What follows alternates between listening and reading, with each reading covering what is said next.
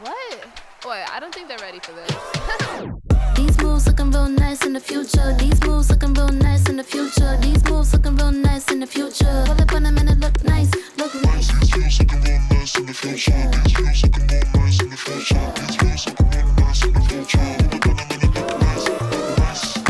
Yeah, we look nice, future looking nice, we don't need to tell them Here twice. comes the future. Yeah, we look nice, future looking real nice, we don't need to tell them twice. Here comes the future. And welcome to Wednesday Night Football on Paramount Plus, live from Melbourne. The champions' crown slipped here on Saturday.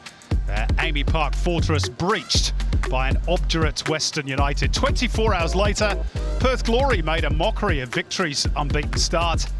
And so, what to expect this evening?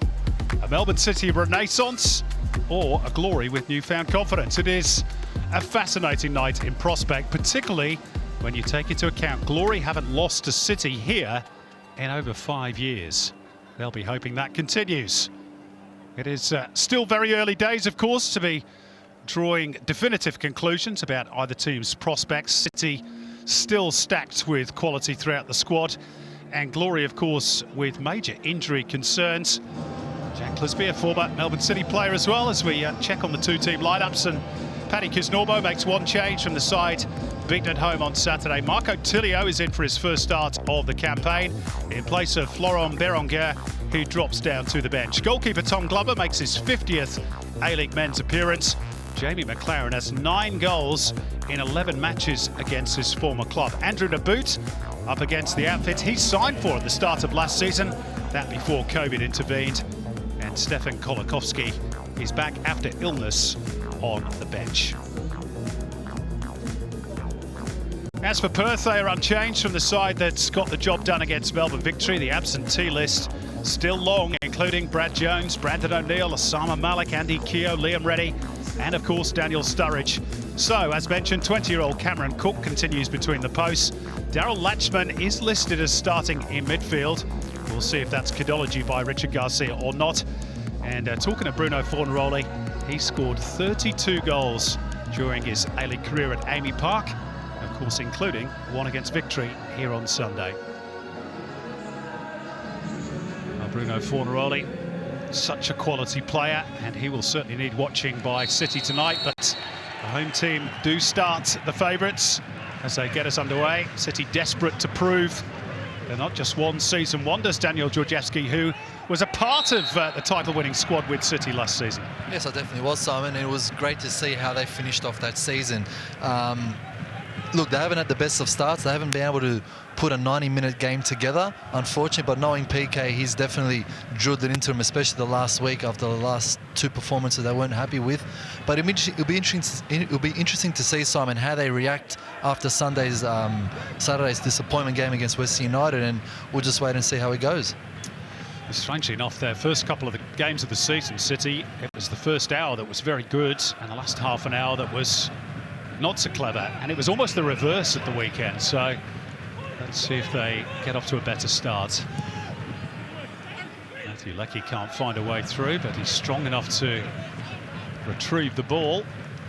City looking to get on the front foot in the early stages along the defensive line for Scott Galloway. He was actually born in Perth, although he's never actually played for the Glory. Has played for a few A-League clubs. Good first touch by Naboot. And here's Tilio in for his first start of the campaign, being tracked by Jack Clisby. He's done well to get out of that tight little corner there, back through Nuno Reis. And City enjoying good early possession. Curtis Good. And crossfield they go from Janison. That's a tactic they've used a lot, and almost a little slip and a chance. Great save by Cameron Cook to deny Connor Metcalfe the opening goal. Although I think the flag has gone up anyway. And Connor Metcalfe, who can hit them from range. And it was a good stop. The young goalkeeper didn't know that the flag was going to go up. Oh, that was a great stop by the young keeper. He's obviously his second start of his professional career, but it was a great strike by Metcalfe. But it's good to see Melbourne City straight on the front foot. They're forgetting about what happened the other day, and they're going straight for it. And it's good to see that they're ready for a battle today. Good player, Connor Metcalfe. I think he's got a real future. Goal-scoring midfielders, they're hard to come by. No, he's got that Frank Lampard feel about him, just on the left foot. Yeah, He just likes to run forward. He's got engines for days. He has a great left and right foot shot on him, and you kind of like, he goes under the radar. You don't expect him to make those forward runs or go in between the lines, but when he does, they're very, very good for the team, and that was a big key for them last year as well. I think he's got a bit of everything. He's physically strong as well, which is showing here, holding off the attentions of Calver, and City have found the gap for Jamison. Beyond him is Naboot. City threatening here. It's got in. I think it might be an own goal off Ota. There was no celebration by Matthew Leckie. Andrew Naboot takes the applause, but I'm pretty sure it's an own goal. But Melbourne City lead in the 13th minute. A bit lucky, you would say, but it doesn't really matter. It's just their positive play, and we can see here now when the replay does start from the Harvey Norman replay that City have been going forward. Jamison went up forward. Naboot just picked his pass. No one went to him, and I think he kind of just aimed for whoever was in the box. And unfortunately for Opta, he was in the wrong place at the wrong time. But if he did miss it, I think Leckie was there to score his first goal of this season. Well, it's always a bit of a giveaway, isn't it, when the player who's closest to the ball in the attacking team doesn't celebrate. But credit to Andrew Naboot, and also the good work prior to that. Scott Jamison involved, Connor Metcalf. It was well worked by City, even though they got a touch of luck at the end. Well, you always need that little bit of luck, Simon. It's part of the football game, but luck isn't created. Luck has to be created. It can't just be given to you. But I think we have a VAR. Oh, hang on. VAR checking something here. Naboot's potentially offside. Yeah, VAR has overturned it after all that for an offside decision on Andrew Naboot. And Penny Kisnorbo questioning it.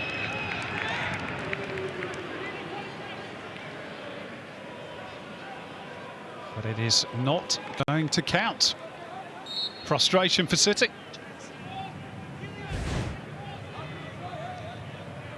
There's the lines, and shows that even though it's tight, it's probably correct. On the boot. Sardinero, the Spaniard. Not been involved too much as yet.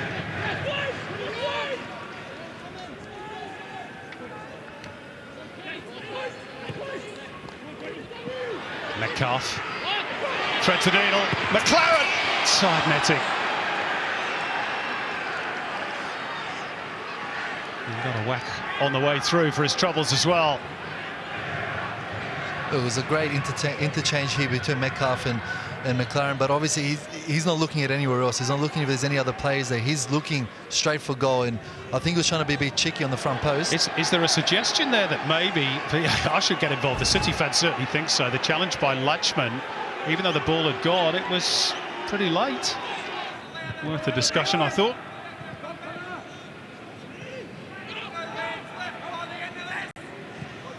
Told VAR has looked at that and given it the all clear. That's a lovely flick. The outside of the boots of Naboot. And the curling ball in around the back of the Glory defence has caused some issues. McLaren, Metcalf. Well, again, the shot tally is starting to rack up for City. They haven't found a way through yet. Metcalf, the latest to have a go.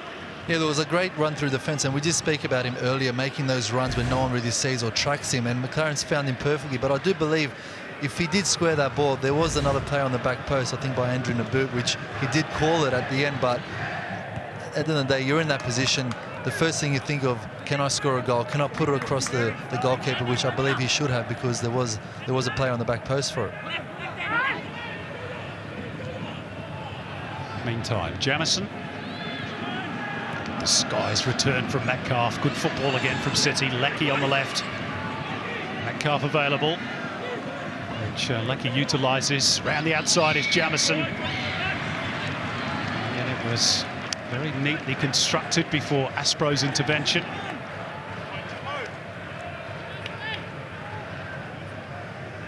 But Richard Garcia's team having to keep an eye on runners from all areas. Yeah, it is one of the big things that Melbourne City do from everybody else. The differential for them is The rotation. The Yeah. rotations. You would think a left back would just stay on the left-hand side, but then you see Scott Jamieson coming through. Corner, and Curtis Goods just wide.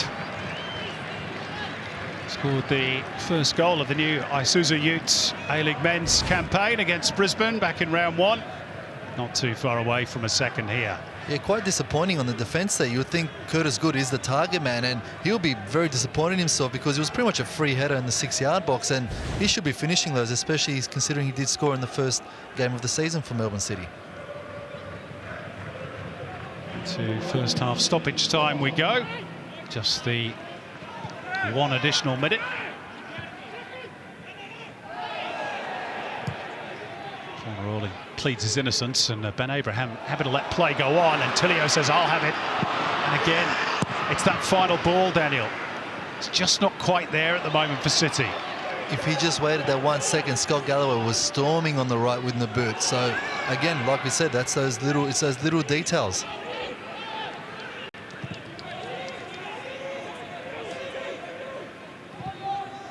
Men in moments, as certainly Mark Bosnich used to label it.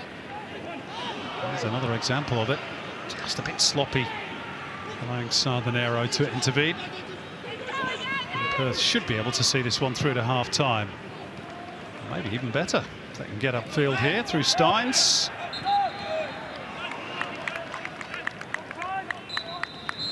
And that is half-time. Melbourne City largely on top, but again, they have drawn a blank. They had one disallowed. Looked like an own goal from Kosuke Otta, but VAR decided that Andrew Naboots was in an offside position, which was later underlined by the pictures. And Perth have been resolute defensively, not created an awful lot at the other end. Melbourne City still looking for that elusive opening goal. At the break at Amy Park, it's goalless. Melbourne City 0, Perth Glory 0.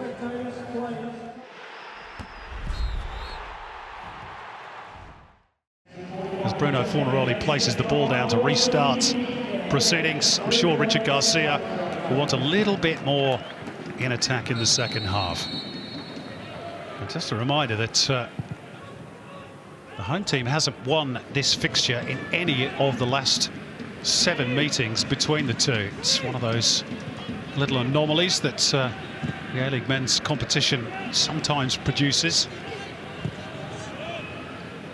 Let's see what transpires in this second half. It's with Scott Jamieson, the Melbourne City skipper.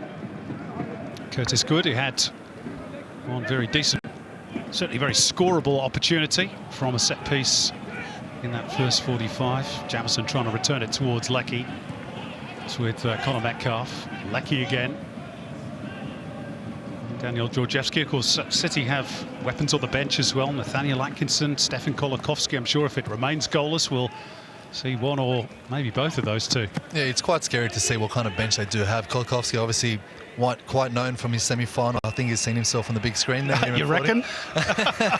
Doesn't mind a good look, but look, we know what he can bring up front. He's fast-paced. He's a bit different than everybody else, and I think with that could change possibly Melbourne City's if result isn't going their way. But at the same time, we were speaking on the half-time show where persistence is key. Pushes it out towards Leckie, who gets his way past Calver, and here's O'Neill. Clip to the far post and the boot, and almost caught Cook unawares at the near post. It's going to be a City corner, and Cook might have made a reasonably decent stop there, because I don't think he was expecting that from Andrew Naboots. No, he definitely was, but he definitely didn't. Sorry, and you can just see here, there's that ball. Andrew, I don't know whether he's shooting or crossing, but whatever it is, he did get a corner out of it. But it's it's better than what we've seen before, where they actually are trying to do something. Up short for Tilio, will hang it up into a really good area, and it's on the spin from Naboots, and well held by Cook. 2 decent sights of goal for Andrew Naboots and for City. Difficult though when you're falling backwards to try and generate the precision and the power. I don't think they've actually created that many chances, unfortunately. They've been in the best positions to get across, to get a shot, but just again, it's their decision making that has kind of let them down this whole match. So Look, there's 20 minutes to go. You never know what could happen. That was a good ball by Bert Gilroy, and it sat up quite nicely there for Jack Clisby on his wrong foot too. And finally, some work for Tom Glover, who I think has been doing the Daily Newspaper crossword back there for Melbourne City. Earning his corn.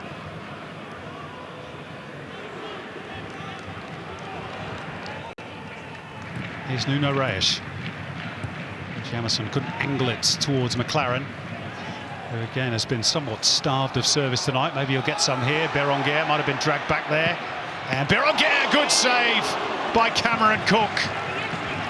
That was travelling off the boot of the Frenchman, and Cook reacted brilliantly. Well, that's what they put him on for. He's that type of player that can get into any type of position and test the goalkeeper. And this is the Harvey Norman replay right here, where it's great to see that they're putting a shot on goal. They're in the right position to shoot, and Cook, even though he was quite busy all night, he's actually had, this is probably the best save he's had to do. Even though he was quite busy all night, he's actually had, this is probably the best save he's had to do. Corner incoming towards Good. Helped clear by Aspro. All hands on deck again for glory. City push and probe. Here's Naboot. There's always a purple jersey, a body in the way. Galloway and Naboot.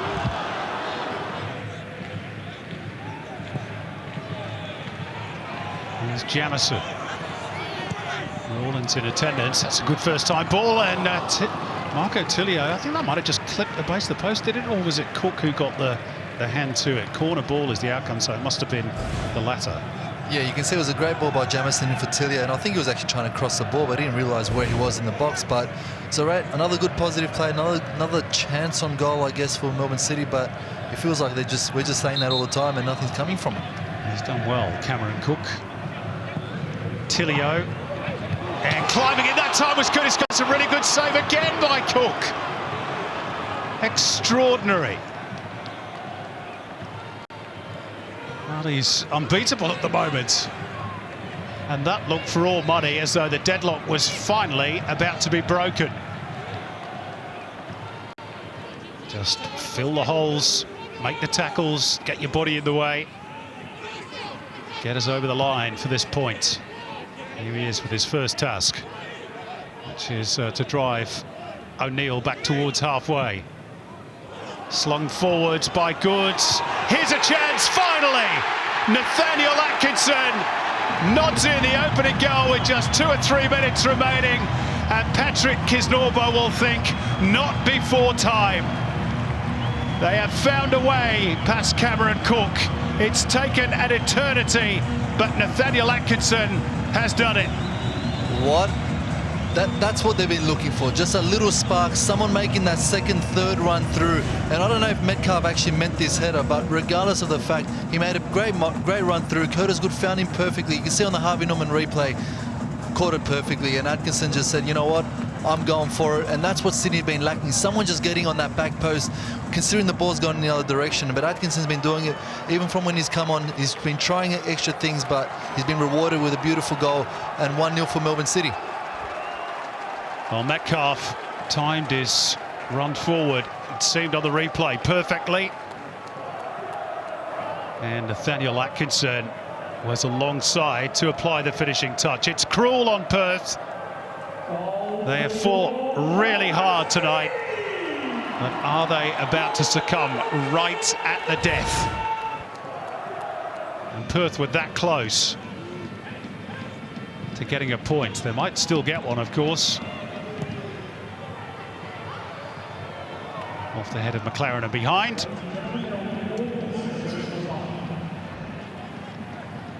But on the balance of play, Daniel Georgievski, I think few can argue really that City are deserving of the points.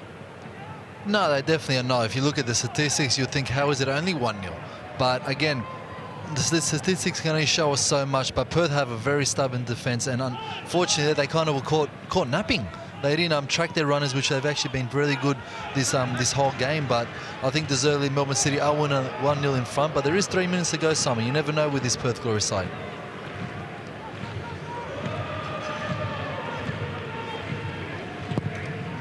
intriguingly, just after City got that goal, Bruno Fornaroli had his first shot of the game, that we can remember anyway, even though it was blocked really by Curtis Good. And they fashion one more opportunity for their talisman up top.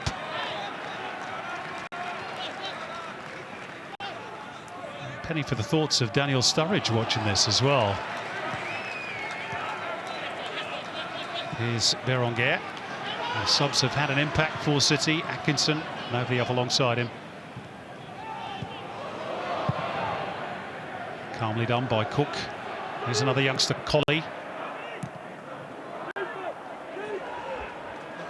Chested down by O'Neill. No immediate hurry now for City.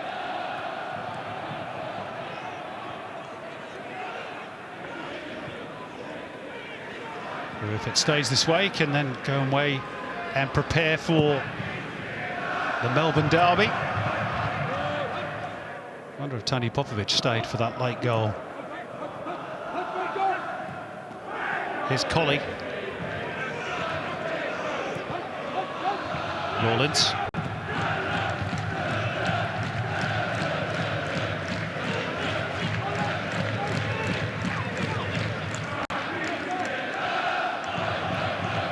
Dug out well by Timmins. Still alive for Fornaroli. To the last 90 seconds. Clisby. Bert Gilroy. We're going to have some late drama here. Fornaroli. Useful ball that. Rawlins. And jabbed towards goal by Timmins. And City are relieved that they can scramble it away for a throw. Just a half sight of goal for Richard Garcia's side at the death. Credit to Callum Timmins, who played a big part in creating that. This might be all on this for glory. The throw from Bert Gilroy, Aspro at the near post. Chested down and steadied down by Berenguer, and now the race is on. McLaren in possession. He's got runners alongside him. Right-hand side is Scott Galloway, this to finish it. And he should have done. How did he miss? Well, I think he took that extra touch where he thought the goalkeeper will kind of go and lean towards one way, but it's a big run. But you know what? Go have a go, son.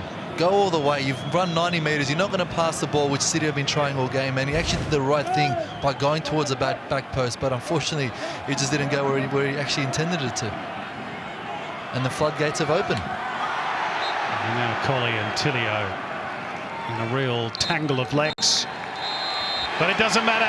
It is all over, and the points belong to Melbourne City, a return to winning ways. After that loss to Western United, Nathaniel Atkinson with the late show. As City defeat Glory at Amy Park for the first time in 5 years. From Glory's point of view, there was to be no repeats of Sunday's heroics here for Richard Garcia's side as they continue their long exile from WA. Cameron Cook was heroic between the posts. They defended stoutly and with courage. They didn't have an awful lot in attack, Perth Glory. On balance of play, though, you have to say City did deserve those 3 points. In truth, it might and probably should have been an awful lot wider the margin of victory. But City won't care. They are joint top of the league tonight alongside Macarthur. Full time at Amy Park. Melbourne City 1, Perth Glory 0.